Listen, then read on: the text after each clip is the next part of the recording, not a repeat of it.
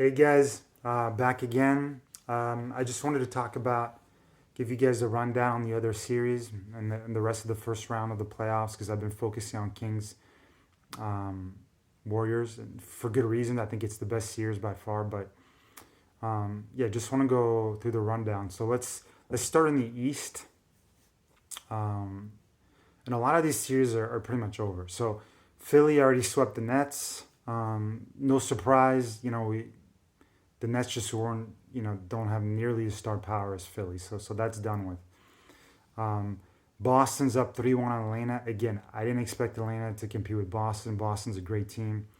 It's just they're not in the same league. So already those two series, it was kind of clear cut. There's not that much to talk about. Just two teams that are just much superior than their opponents. Now it gets kind of interesting. So Bucks Miami, 2-1 Miami. Again, I haven't been as in tune with that series for the simple reason that Giannis has been hurt, and I just think once Giannis comes back, you know, it's going to be an easy series for Milwaukee.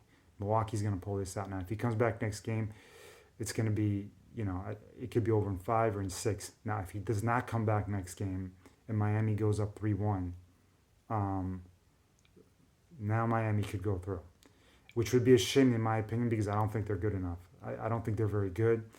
Um,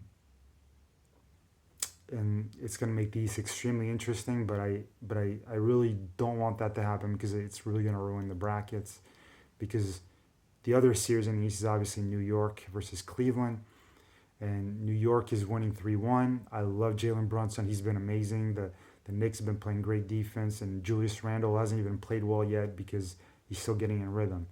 That being said, if the Knicks play Miami, man, and Miami's without Tyler Hero, so those two teams to me like could end up in the Eastern Conference Final, one of those two teams, and I don't want that. Like, if whether they face Boston, probably Boston, but possibly Philly, I don't want to see a Philly New York. I don't want to see a Philly Cleveland. I don't see Boston Cleveland or Boston. I want to see Milwaukee, right? Milwaukee's got to come out of the East, and for that Giannis is to play, and they got to beat the Heat.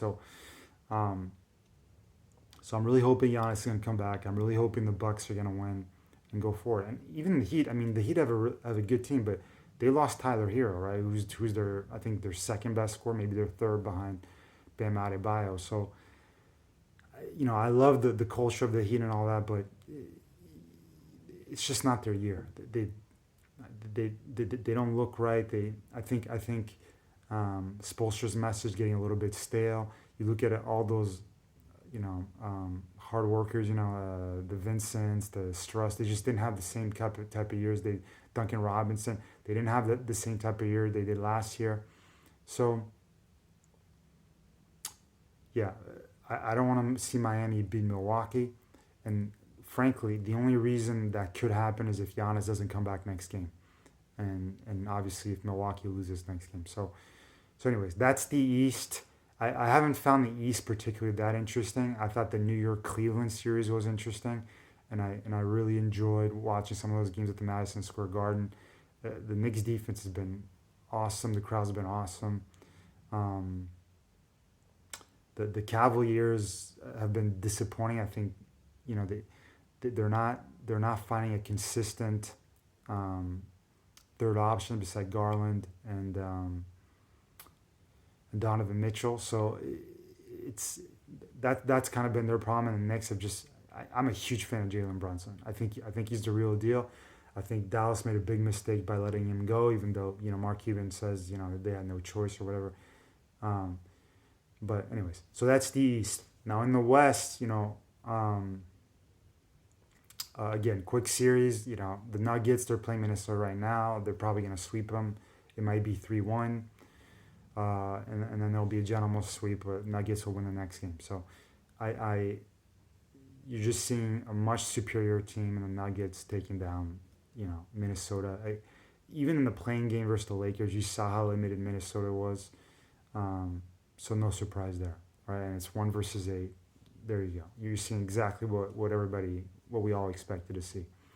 Um, the next series, Clippers Suns. Again, disappointing. Why? Because the Clippers got injured. No Paul George, and now no Kawhi. Kawhi is playing great first two games, and then third game, Kawhi being Kawhi, he gets injured on schedule. So for the fans, it's very unfortunate. But this series is just so lopsided, and Russell Westbrook's putting up. Look, I don't want to be too harsh. I think they're kind of garbage stats just because the Suns aren't playing hard. The Clippers are playing without their best two stars. This is a tune-up series for the Suns. Um, it's pretty much over. Unless Kawhi and Paul George come back for the next game, which would be a shocker to me. So, so then we're heading for a Suns Nuggets matchup, which is going to be really, really interesting. Now I think the other series that's the most interesting first round series is Lakers Grizzlies. Now Memphis has disappointed me. I think we're seeing their limits, in terms of talent. Quite frankly, they're very good. They're young. They're athletic. They can run. They can defend. But you're seeing that they don't have the skill set to match the Lakers. And the Lakers are playing sporadically. They were up 35-9 yesterday at home. And then they just managed the rest of the game. And every time Memphis kind of made it close again, they just stepped on the gas pedal. And, there you go. The key for the Lakers, they just got to stay healthy. Anthony Davis, LeBron got to stay healthy. But I like their supporting cast. I think defensively they're really, really good. And I think they're going to give a lot of teams a lot of trouble. And also, Dillon Brooks, man, calling LeBron James old. Look, dude, like you just can't do that. It's like you're literally trash talking one of the greatest players of all time. And it's one thing. I like the fact the bravado. I like the bravado that he does it beforehand and all that. Maybe he's trying to get in his head, but like to be quite fair, like he just hasn't done enough in the game, and he doesn't have the experience, and he doesn't have he's not even a star, right? Like it's one thing if Ja talked trash to LeBron. I still wouldn't do it because I don't think Ja can back it up. But it's one thing if he could. Think about the comments Ja made earlier in the year where it's like, no concerns in the West, right? Like how dumb do these comments seem now? And it's the same thing with Dillon Brooks. Like, and not only that, but he seems like every time he's talking trash, he's psyching himself out as opposed to the opponent, right? Like he got thrown out. I think it was in the first half or beginning of the second. I forgot, but so Memphis. The other thing about Ja that I'm not a big fan of, like he had 45 points, but again they were garbage stats. Like, I'm being harsh. He's a talented guy, but they were containing him well in the first quarter. They went up 35-9, and after that, the Lakers kind of just stepped off the gas pedal. They allowed Ja to get to the rim. He hit some threes, great, but Ja kind of reminds me of Derrick Rose, the Russell Westbrook. I'm not a huge fan of those type of point guards, the John Walls. Like, it's kind of like either they're getting to the rim or they're living and dying by a 3-pointer, and usually they're dying by a 3-pointer. So again, Ja, I think he has a lot of potential, and I hope him the best, and I hope he keeps improving his game. But I just don't think he has enough mid-range and different ways to beat you, and at this stage in his career. He's extremely athletic, gets the rim, and I hope he stays healthy because a lot of these athletic point guards get hurt. But so the Grizzlies, to me, they're limited. Like the guy I like the most is Jaren Jackson. I think he has the most upside, but even him offensively, he's not consistent. And the funny thing too is when Ja doesn't play, the others tend to play better. Dillon Brooks plays better. Desmond Bane plays better. Jaren Jackson plays better. Other guys step up. Tyus Jones plays better. But when Ja is there, it's like their offense is just like revolves around him, and the other guys just aren't getting involved.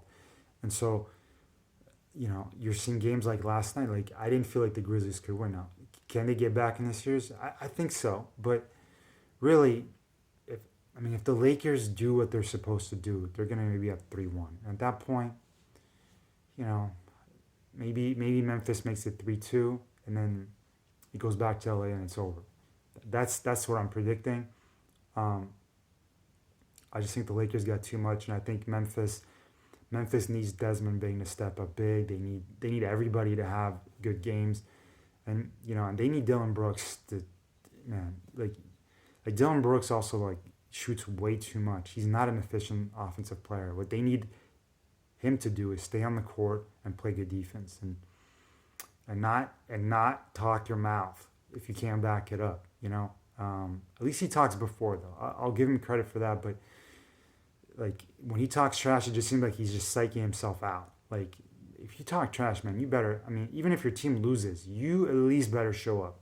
And yeah, that was not the case yesterday. So, and then the last obviously Kings Warriors. I've been talking about it, but I think if the Warriors pull it off, it's going to be interesting to see a Warriors Lakers matchup. The Lakers, I think, are a mismatch for the Warriors because they can slow the pace down. Um, the important thing for the Lakers though is they're not going to be able to um, step off the gas pedal like they're doing in Memphis right now. Against Memphis, honestly, I just feel like the Lakers have another gear and they're just kind of coasting. As long as they're up 10-20, they're just chilling. And then when they win a game, they won a road game, and they took the next game off pretty much. So I just think that against the Warriors, you're not going to be able to do that because the Warriors are going to push up the pace. And for an old team, with LeBron and AD and all that, they're gonna have to be extremely locked in defensively, and they're gonna have to pull off a win in Golden State, which is really tough. So that would be a very interesting series. Even in Sacramento, I think can cause the Lakers a lot of problem, but I just think experience wise, I just don't see, unless LeBron gets hurt, or Anthony Davis, but I just don't see a team led by those two guys lose to Sacramento. So anyways, I just want to kind of give you the rundown on the NBA playoffs right now. I'm really excited. I think the second round is going to be probably the best one. In the Western Conference Finals, there's going to be a lot of really good matchups there. I hope we're going to see less injuries and just really good matchups. And yeah, just really excited about mainly those three series, how they turn out. Those three series, Miami, Milwaukee. I hope Giannis comes back. Lakers, Memphis. We'll see how that unfolds. And then the Sacramento Warriors series, which is probably the best one right now. So, all right, bye guys. Stay tuned and enjoy the playoffs.